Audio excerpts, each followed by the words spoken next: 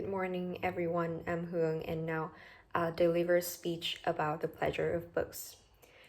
The habit of reading is one of the greatest resources of mankind, and we enjoy reading books that belong to us much more than if they are borrowed. A borrowed book is like a guest in the house. It must be treated with punctiliousness, with a certain considerate formality.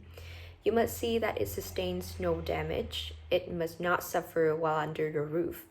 You cannot leave it carelessly. You cannot mark it. You cannot turn down the pages. You cannot use it familiarly. And then someday, although this is seldom done, you really ought to return it. But your own books belong to you. You treat them with that affectionate intimacy that annihilates formality. Books are for use, not for show. You should own no book that you are afraid to mark up or afraid to place on the table, wide open and face down.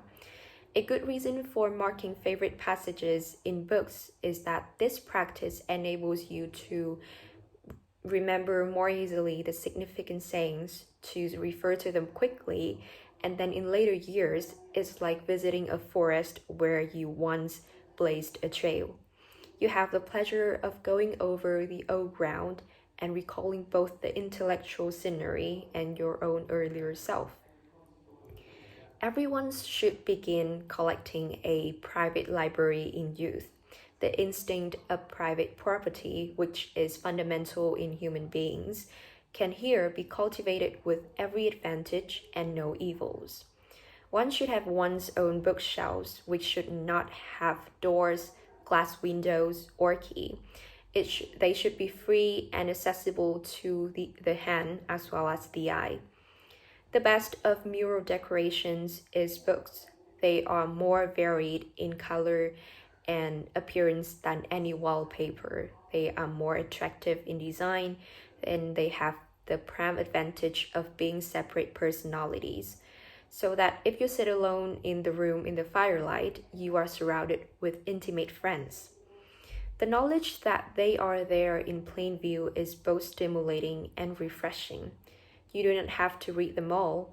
Most of my indoor life is spent in a room containing 6,000 books, and I have a stock answer to the invariable question that comes from strangers.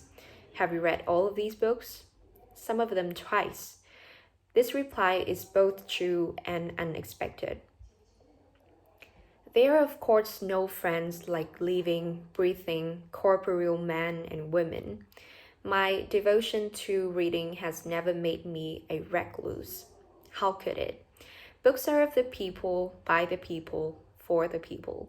Literature is the immortal part of history. It is the best and most enduring part of personality.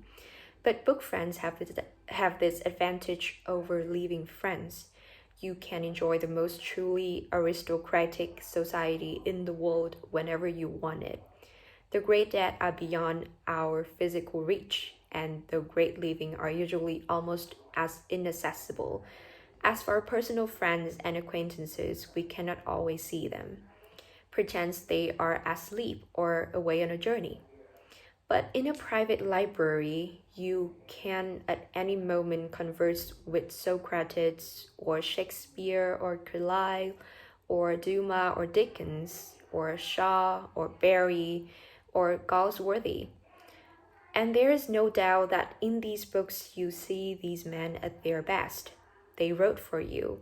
They laid themselves out. They did their ultimate best to entertain you, to make a favorable impression.